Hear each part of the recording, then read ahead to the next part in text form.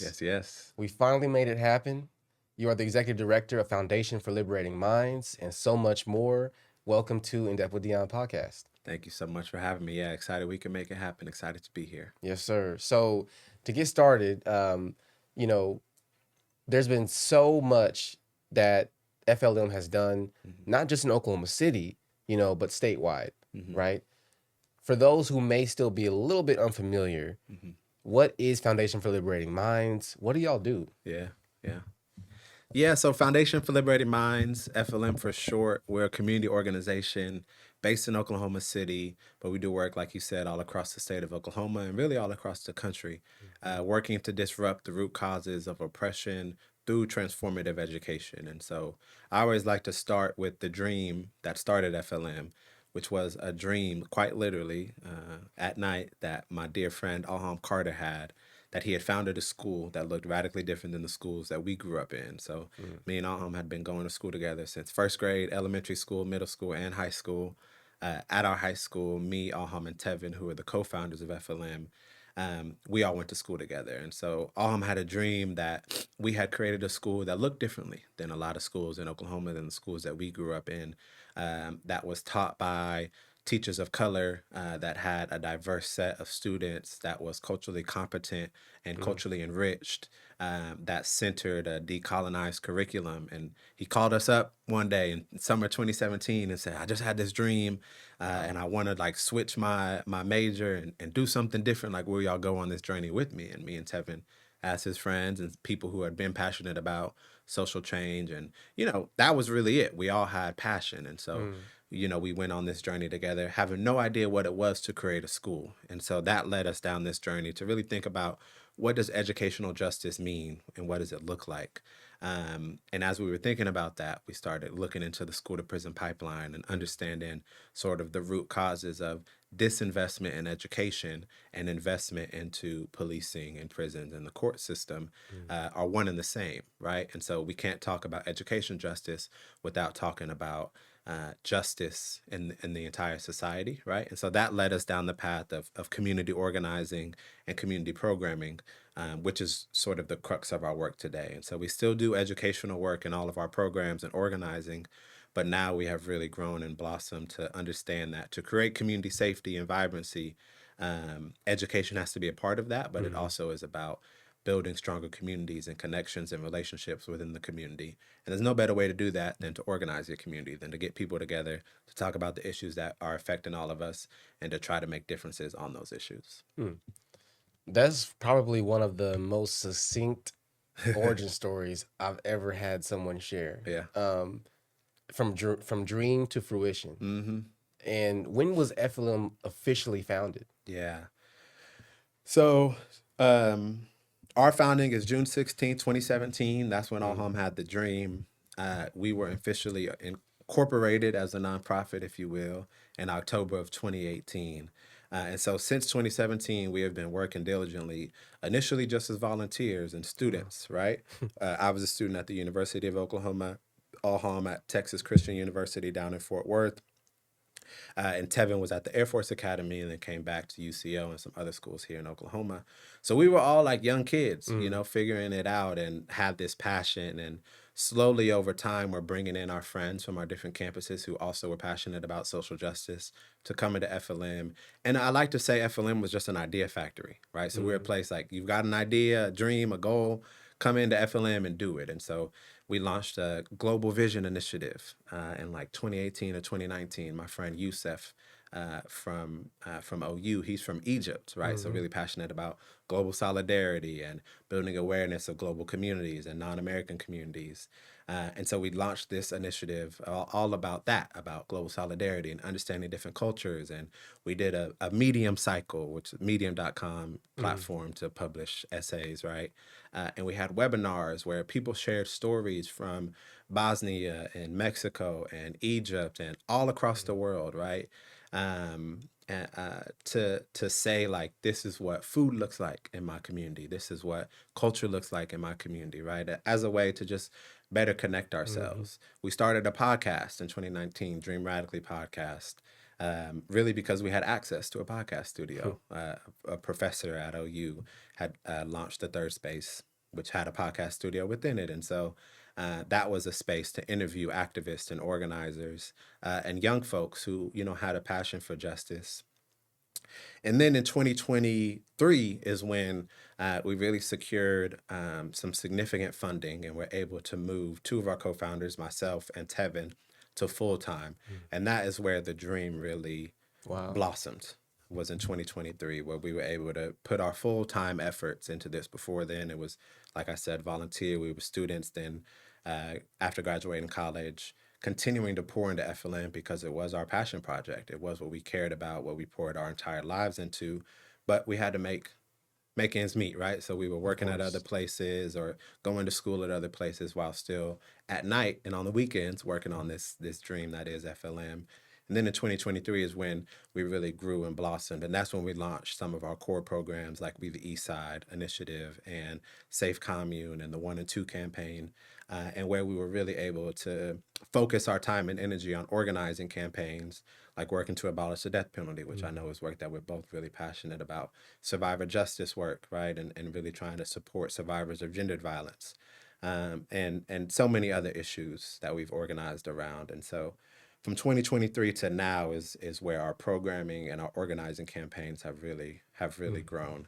But yeah, it all started with the dream, freshman in college in 2017, who started this thing.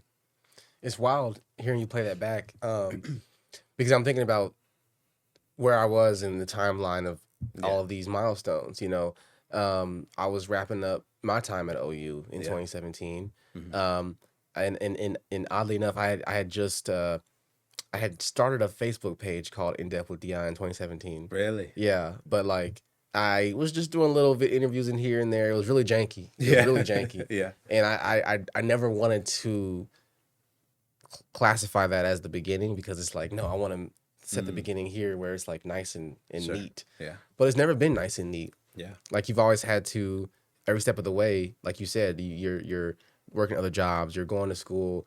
It's a passion project that you're turning into something foundational, sustainable. Yeah. And it took 6 years of just grinding and believing in something, that other people maybe didn't see. Yeah. There's so much to unpack. There's so much to unpack. I want to start with, let's go back to OU. Okay. Let's go back to OU. You invited me to participate in an abolitionist kind of conversation some weeks ago at OU, and Dr. Bates, right? Yes, with Dr. Rodney Bates. Yeah. And one of the students asked a question that I felt was really piercing.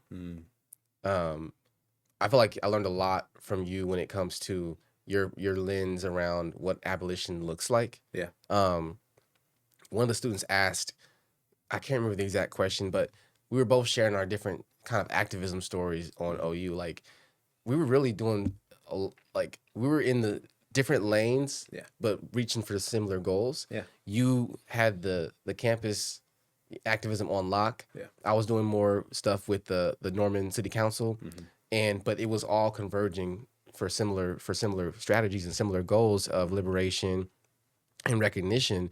One of the students asked, kind of, do you have any, how do you replicate that? How does the next generation replicate what y'all did? Yeah. And what resources do y'all have to show us?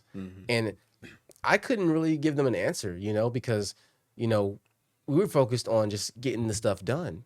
Right. And then afterwards we had to continue our lives and navigate this world post-graduation. Yeah. But what did we leave for the next generation to use in their fights, right? And that's really made me feel like maybe we need to create something, whether it's a document or something that just kind of details the timeline and the tactics and strategies that were implemented. Yeah. So I want to talk to you. I want to hear from you about, how would you describe the battle, the struggle, the efforts for justice at OU, especially thinking about the unheard movement, post SAE, Yep. when at a time where, you know, we were really grappling with how do we have a campus that actually respects multicultural diversity. Right. Life at the University of Oklahoma from 2015 to present, really, but especially 2015 to, let's say, 2021, right, was very turbulent for students of color on campus and Black students specifically. And I think my time on that campus, just looking back, I started as a freshman fall of 2016. September of 2016, a story that Tulsans are very familiar with, right?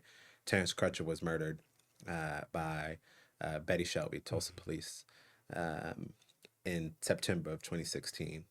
And there were a lot of Tulsa students who were a part of the Unheard group at OU. And at that time, it's a full year and some change since the SAE incident. But Unheard is still active on campus. And so I always like to say that, like, my first protest on campus was actually just as a participant. It wasn't as an organizer. And I went to a die-in inside of the union I remember that was, in protest of the Tulsa Police Department and what was happening here and the lack of justice that was being served to the Tulsa Police Department and Betty Shelby. And, it was about disrupting business as usual. And it was about making sure that on this predominantly white campus where there's, mostly, white fraternity and sorority students in the union getting the Chick-fil-A, Right. making sure that that day they felt just an ounce, just a sliver of the daily battles, the daily disruption, the daily harm that we as Black Oklahomans and Black students felt, right? And that's what that die-in was about. And then, it's cool to just think about timelines and things. Yeah.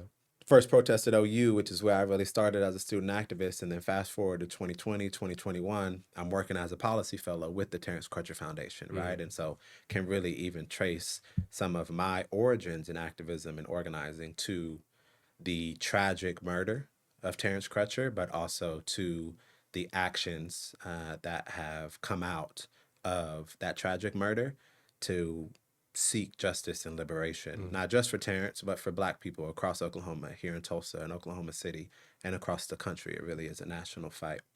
Yeah.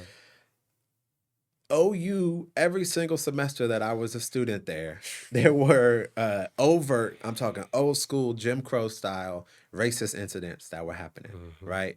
You had indigenous students having their chants and things mocked on campus corner when folks are just trying to get some Pickleman's pizza, right? You had Black students on the South Oval getting the N-word shouted at them.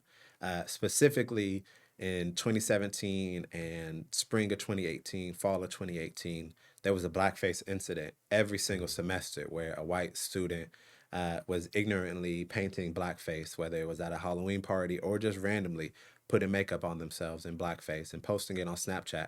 And then it would get around to different group me's and things, right?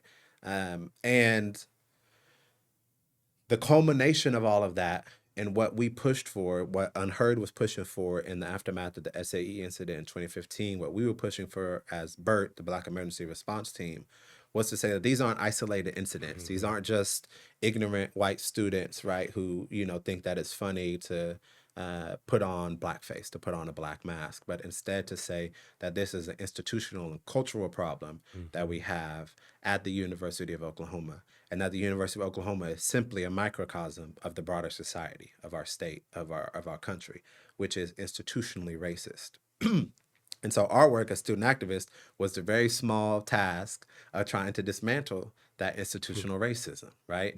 And trying to say that the administration specifically, but also faculty and staff had a duty and a responsibility to their students, to students of color and Black students, to ensure that the environment, the culture that they were creating on campus was safer and was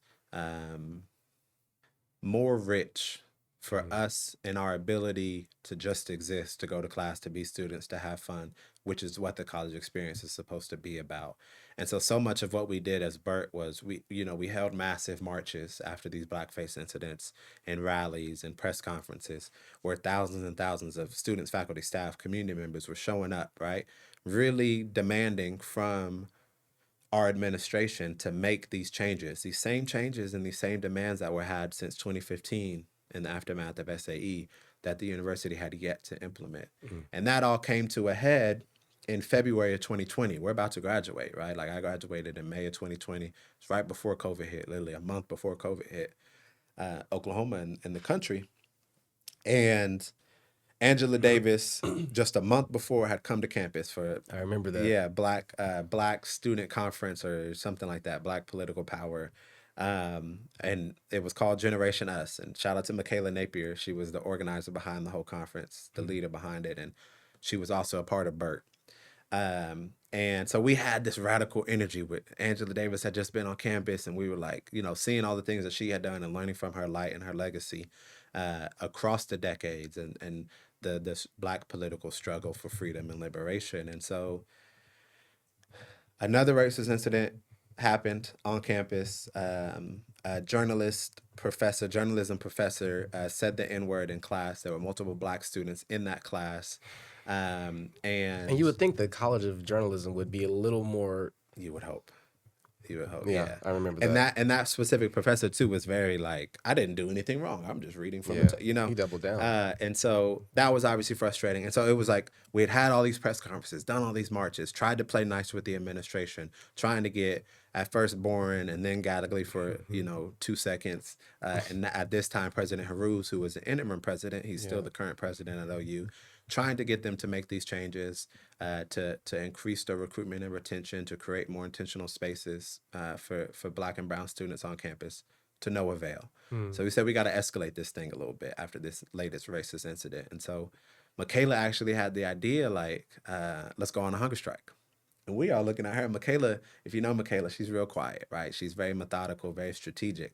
So it was normally you would get an idea like that from me or Jamila or Destiny, who are, the more brash ones in the group. So to hear that from Michaela, we were like, all right, let's do it. So we decided to hold a sit-in and a hunger strike at Evans Hall, which was the administrative building, the real big building in the North Oval on campus. And we had a 3-day sit-in where we occupied the Evans Hall, that building, and students from all walks of life, international students, right, Latino students, Black students, faculty and staff, sat in Evans Hall until our demands were met, right? And we said very clearly, like, if these things aren't met, we aren't leaving. And so that was sort of the culmination of all of our activism.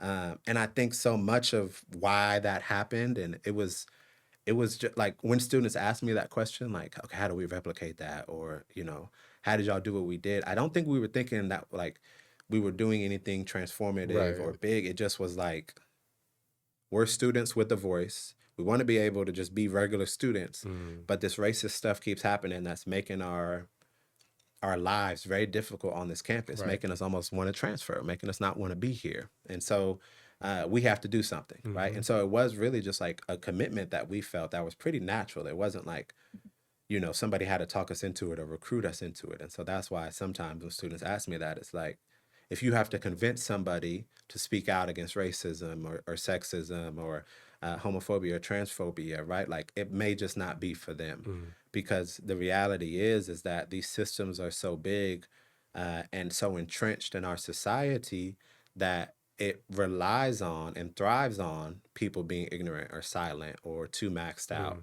for students to just say, like, I got midterms next week, I don't have time to organize a protest, right? And if there aren't enough of us who are saying, like, business as usual can't go on, we have to do something different, we have to change these realities on our campus, then nothing is going to change, right? And these institutions are just going to stay the exact same that they had been. And so there's a lot to unpack, but that would be my sort of way of talking about what we tried to do on campus and sort of the lineage that we were a part of from being Black at OU to OU Unheard to the Black Emergency Response Team, which is what I co-led. No, that's power, and it really came out of necessity. Looking back, for me, as a freshman at OU, I was in the Walker Towers, Walker 5, only Black dude on my floor. And, I experienced a lot of overt racism, like personally. I'm sure you did as well, trash left at my door every day, you know, just flat out N-word slurs written on my door. But as a freshman, I didn't know the power of media. I didn't know how to use my voice, right?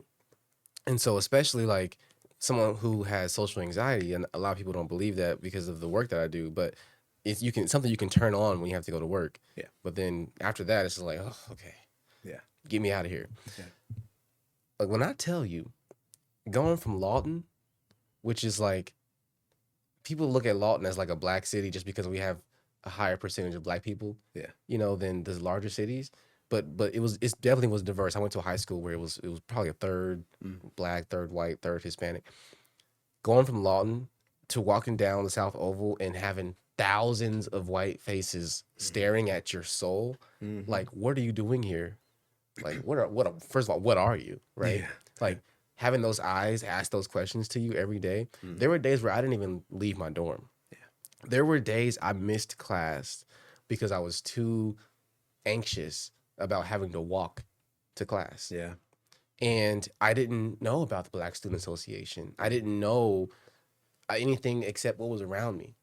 And so, you know, it took a lot of following the wrong circles, you know, finding out my blackness through African American studies courses and trying to understand why the inequality is the way it is. Yeah. It took that until really junior year. Yeah. I would say, of really me understanding, you know, that I need to educate myself more and that I do have some power to affect change. And it was for me the SAE incident where, of course, you know, you had those fraternity members making that racist chant on the bus. It got recorded, sent to group me's and Snapchats, and they were eventually kicked off campus and birthed the Unheard movement. I was looking at a picture of when Dr. George Henderson, some Unheard folks, and you were at the front of a protest marching down South Oval with the tape on your mouth. Yep. I was in the very back of that. Just I had picked up a camera and started following people around. Yeah. You know, I was like, I don't know what I'm doing, but let me follow people who do know what they're doing. Yeah. And it's just crazy to see the through line, you know, of learning your role and then developing that. Yep. Right? Yeah. You didn't go to campus to be an activist. Right. You went to campus to get an education, to get a job. Yeah. It was life thrown at you, making you realize, okay, am I going to just ignore this and let the next generation deal with it or someone else deal with it? Or am I going to decide to do something about it? Right. So, whew, man, yeah, I just been reminiscing because there was so much, but I mean, there was a lot of good on campus. And for me, the good was the resistance, the response, the intersectionality from people who wanted to change things. Yeah. And that inspired me to develop journalism and, you know, to really use that as a tool for liberation. Yeah. For me, it was a book by Stokely Carmichael, Kwame Ture, Black Power, where he outlined the philosophy of the term. Yeah. You know, and that was at a time where a lot of people back then, remember, like, even saying Malcolm X, like, it was like, oh, you know, don't want to be associated with the radical side, right? You know, when really it was liberatory. Yes. But I say all that to say that it was through that fire that you kind of developed your power, and I'll say the same for me. Yeah. And so my hope is that the next generation can get inspired through those examples and through the work that you're still doing to learn how they can tap into the movement. Yeah. So one of the things about FLM, Foundation for Liberating Minds, is that you want to get at the root causes of oppression. Yes. Right? Yeah. Do you ever get asked what are the root causes of oppression? No, honestly, it's a good question. That mission statement specifically comes from an iterative process for FLM, and you know, we went through multiple names getting our nonprofit. You know, you gotta make sure nobody else has a name like yours, right? You want to stand out, and you want to get your name properly trademarked. And so at first, when we were just, young freshmen, and so much of FLM's trajectory, and a lot of this isn't known, you don't see this on the website anymore, right? It's just like what we are now. So you don't see all the past stuff. So this is just like in our collective memory as co-founders and some of the earlier members of FLM. But our trajectory really mirrors our learnings that we were having in college and in the community through the activism that we were doing. Me at OU, right? Aham at TCU, founded the NAACP chapter, and then Tevin really being involved with different groups that I was doing work with in the Norman community in Oklahoma City. And so at first it was like, well, we got to address biases. We need an anti-bias curriculum, right? And then we really understood that bias didn't quite go far enough. What we're really talking about were these systems of oppression, these really large systems, and then how that interplays at the community level and then at the individual level. And that's where you get those individual acts of racism, or where you get those microaggressions in your workplace, right? So the bias is like the symptom of this it's larger the symptom of a system. much larger system, right? And so when we talk about racism, sexism, homophobia, xenophobia, right? Like what we are actually talking about is symptoms of a larger white supremacist and racial capitalist culture that is creating an environment where we are encouraged to compete with each other, and we are encouraged to get ours, make sure that we get ours at the detriment of everybody else, right? And so we have a very individualistic culture, and that is rooted in white supremacy, right? And so when we talk about the root causes of oppression, like what we are truly, truly talking about is like the root cause of all of this stuff is racial capitalism, right? And like that is the founding of this country, right? And so when we think about the United States of America specifically, and we think about indigenous genocide, and we think about enslavement of African peoples, right? Why? Like when you really like take an African American studies class, right? Like for me, it was the history of lynching. It's like, why did these terrible things happen to my people, right? Why did the Tulsa Race Massacre happen? And you get to the root of a lot of this stuff, and it is about certain people trying to get one leg up, right? And they do that through violent means and through hate and vitriol, because they are told by these really powerful few that it's these people's fault, right? It's black people on Black Wall Street who are keeping you from being able to prosper and thrive, right? Today it's the trans girls, right, in Oklahoma classrooms who are keeping you from something, right? It's immigrants who are taking your jobs, right? And so when we're constantly in the we here being the majority of Americans who are middle class, working class people across race, right? When we are constantly fighting each other in Black and brown communities, right? In working class, across racial lines, right? This structure of racial capitalism continues to exist and thrive. They are profiting at the bozo while we're down here fighting each other, pointing our fingers at immigrants and trans people and black people and criminals. Yeah. Right.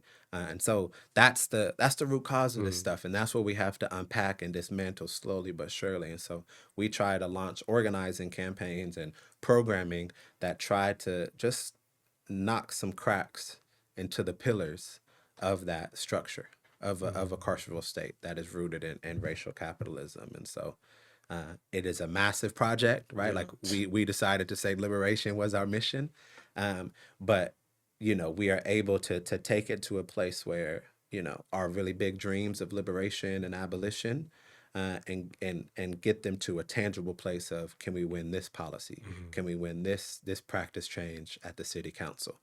Can we stop this new bigger jail from being built in Oklahoma County, right? Can we change the way that some people in this specific classroom that we're teaching right now look at people who are impacted by criminalization and incarceration, right? And if we can do those things, we get closer to that dismantling of those systems and those structures of oppression. I think that's an excellent strategy, one that can be replicated, in communities across the nation, and it has implications internationally because, of course, if we're able to dismantle what you call the racial capitalist system here, think about the implications around the world. and the way that the U.S. is blocking progress in so many ways. Yeah. I mean, the United Nations votes, for example, recently the United Nations had drafted a resolution uh, naming chattel slavery and the transatlantic slave trade Yes. Yes. as the gravest crime against humanity. Yep. Over 120 countries said, yes, this is correct. This is true. This happened. This is the gravest crime against humanity. I believe the US, Israel, and maybe Argentina Yep. were the only three countries that declined or said no. Yeah.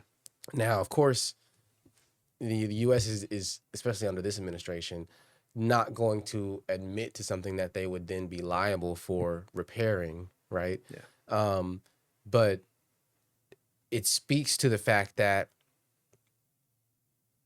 maybe there's a little fear among this racial capitalist system that it is possible to dismantle it. Mm-hmm. And like to your point of we're so focused on fighting each other, and there's some battles that need to be fought. Yeah. But we oftentimes get so dejected and so not even just depressed, but what's the word where it's just like you just don't care anymore? Apathy. Apathetic. Yeah. Apathetic. Yeah. You know, I found myself trying to fight that feeling of apathy sometimes, you know, especially over the last year when there's just so many different battles coming at you from so many different angles and you don't feel like anyone, you know, is doing anything. Yeah. Right? I mean, but focusing on those specific wins, focusing on specific communities, tangible goals, leading towards an overall strategy. I think that is definitely how we have to tap in. Yeah. Because at the end of the day, we have like the Tulsa Reparations Summit. I'll give an example. Christy Williams, Vanessa Hall Harper, city councilor, just recently hosted the Tulsa Reparations Summit. Mm-hmm. They brought national historians and economists and professors. Dr. Carlos Hill from OU, Nice. who teaches on lynchings and things. Yeah. He was also in attendance and spoke. They talked about where reparations begins. Mm-hmm. And it begins, they said, with reclaiming your memory, your identity, right? Mm-hmm.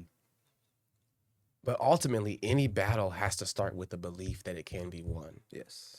And if we don't believe that we have the ability to win any of these battles, that we can dismantle racial capitalism, we're going to lock in to the system. We're going to just participate in the system. Yep. We're going to get ours at the detriment of theirs. Yep. And even if we maybe support causes like yours, if we don't believe it's possible, we've already lost. Yeah. You know? Yeah.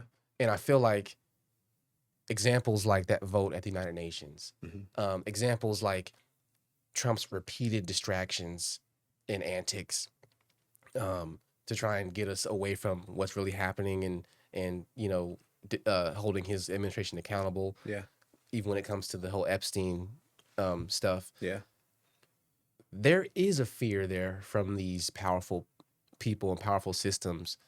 I mean, at any moment, this could all break down. It's fragile. It's very, very fragile, right? And like, there's this great quote from Robin D.G. Kelly, who's a historian in California, labor historian, and you know, and he says, and I'm paraphrasing here. It's not a direct quote. Don't have it pulled up in front of me, but he says, you know, that the carceral state and this society built around racial capitalism is very fragile, right? It's held up by tanks and guns and fictions.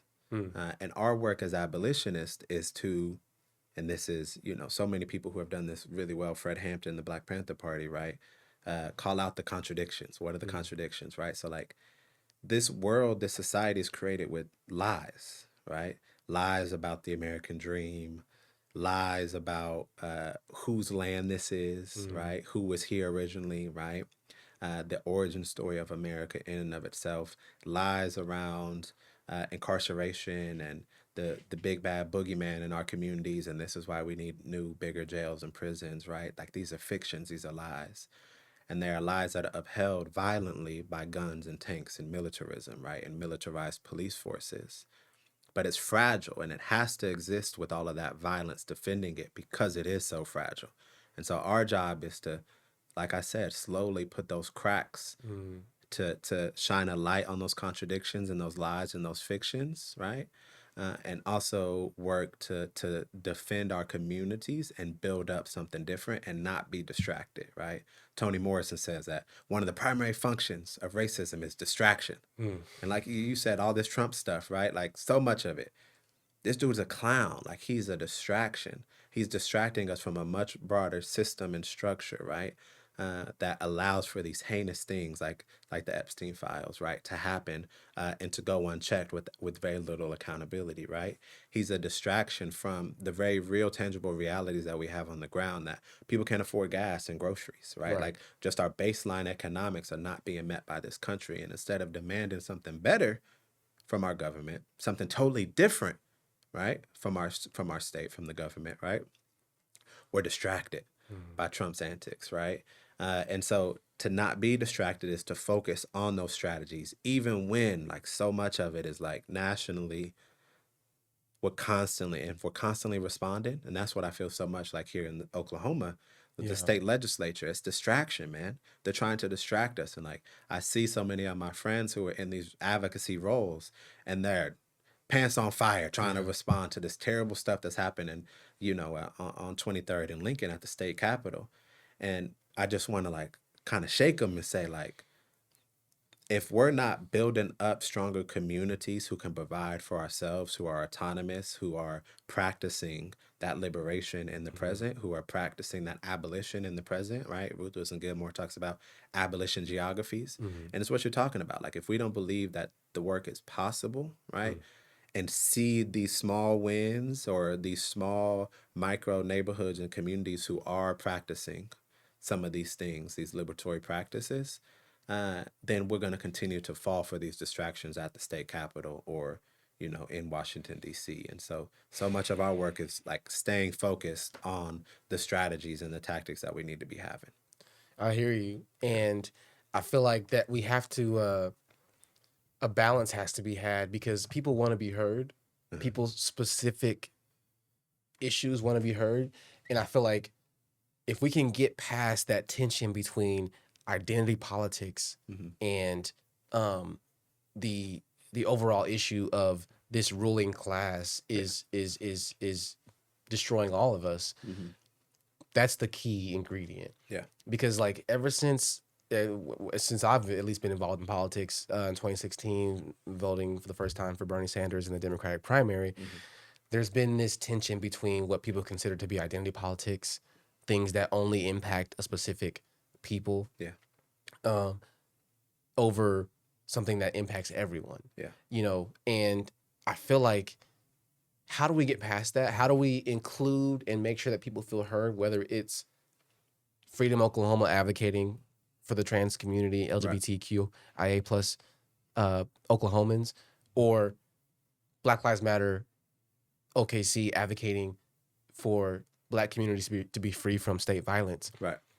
How do we make sure that we're hearing each other while also focusing on that broader goal? Yeah. Yeah. It's a great question. I think for us at FLM, it is like the liberation that we are fighting for is a collective liberation. It is understanding that, sorry to pull up all these quotes, but this is just how my mind works, right? Like Audre Lorde, right? Like you don't have to be me in order to fight alongside me, right? So Audre Lorde, Black, queer, mother, right? I'm Black, but I'm not queer. I'm not a mother. I'm not a lesbian, right? I don't have to be that exact same identity, right? To want to say that I want to fight for all Black mothers, which includes Black lesbian mothers, which includes Black queer people, right? Like, so it is understanding, and some of this like root cause of oppression is understanding the larger structures and how racism is tied to patriarchy and sexism, right? How patriarchy is tied to homophobia and transphobia, and to understand that the concentric circles between racism and sexism is a circle, right? The concentric circles between capitalism and racism is a circle. And that's not to erase the individual struggles or experiences of Black people versus Latino people versus queer and trans people, but it is to say, one, to acknowledge that intersectionality exists, right? So anybody who says that like FLM partnering with Freedom Oklahoma doesn't make sense because FLM is a Black-led org and Freedom Oklahoma is a trans-led org. I would just simply say that Black trans people exist, right? And so both issues are connected, and we have to be working on both issues, right?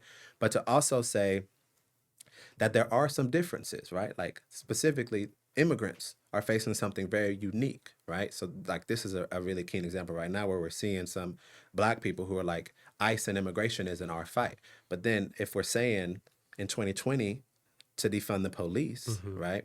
And ICE is an arm of policing, right? Of a federal police force, these systems are one and the same. Yeah. Not to mention the intersectionality of Black immigrants exists, right? There are Haitians and West Africans who immigrate to this country, right? Who are also disproportionately being impacted by ICE, right? We saw in Minnesota all types of Black immigrants, right? So like you can find, if you're a Black person, which we are, right? So I continue to bring it back to Blackness. You can find a disproportionate impact on any issue, environmental issues, LGBTQ issues, class issues, right?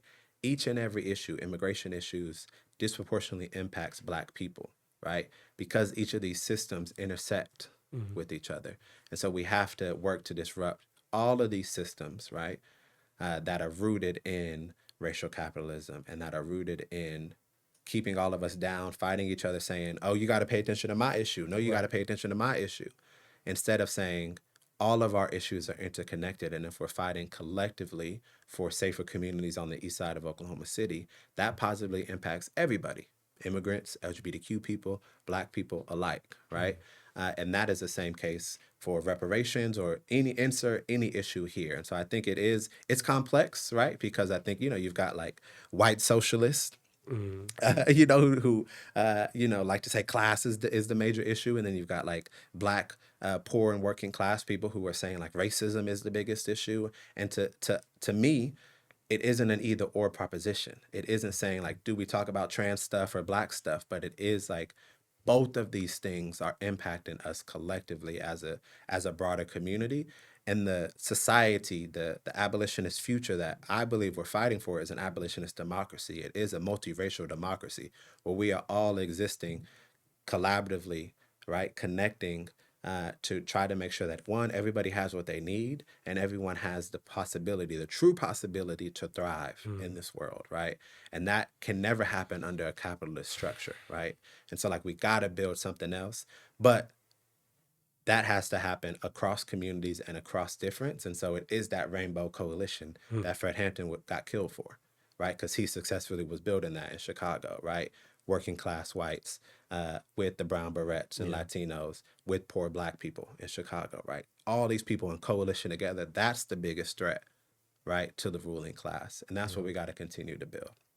I'm glad you brought that up, and Reverend Jesse Jackson, tried to continue that, take on that mantle of the Rainbow Coalition, and it was the same thing, with Dr. King. He was assassinated after advocating for the Poor People's Campaign and bringing the most intersectional elements into the movement at that stage, and that's when they decided that he was at, that was the greatest threat, in my mind, and for sure. So I guess moving forward, how can people lock in and support Foundation for Liberating Minds? And what do you got coming up next? Yes. So if you're not already tapped in, follow us on all social media platforms at Foundation, the number 4 LM. Follow is a really great way to get connected. I will also say, any kind of volunteering that you can do. We have community walks each and every month on the east side of Oklahoma City. That's a model that we borrowed and have brought to Oklahoma City from the Terrence Crutcher Foundation here. So that is the sort of statewide coalitional efforts that we do, right? Love it. Come to community walks, right? Come to our free breakfast program, which happens on the second Wednesday of every month at the Boys and Girls Club, Black Panther Party again, right? Like bringing past traditions back to the present, right? To try to build a better future. So thinking about like this abolitionist timing, that's what FLM's work is all about. Like we're reaching to the past, Sankofa, to try to build a better future right here in the present. And so our free breakfast program is a great way to get connected. I would say, Safe Commune is a restorative justice program that we have, right? So if you're somebody who's experiencing harm or has caused harm, we are responding to that harm or that violence through a community-based model in Safe Commune. So we've trained over 20 people, right, to actually help you process that trauma, that harm, and to support people in being accountable and to get closer to a place of healing, right? So we are Restorative justice. actively, creating safer communities in the Oklahoma City metro. Mm. And then I'll also always just, plug donations help, Of right? course. This work can only happen if it is supported financially. And so whether that's $5 a month, $20 a month, or a $20,000 donation, each and everything does help. And so, volunteering, showing up, reaching out to us to provide these healing services through Safe Commune, bringing us out for a training. We have a whole slew of trainings and workshops Okay. on our website for companies, organizations, student classrooms, teachers. And again, we travel across the state. We're about to do a training tour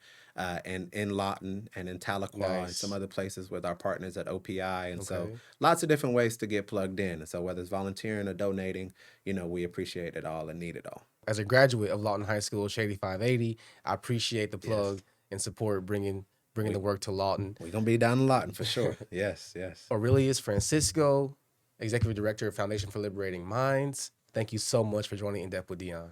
Thank you, Deon. Appreciate you. Appreciate you. All the work you're doing. Yes, yes.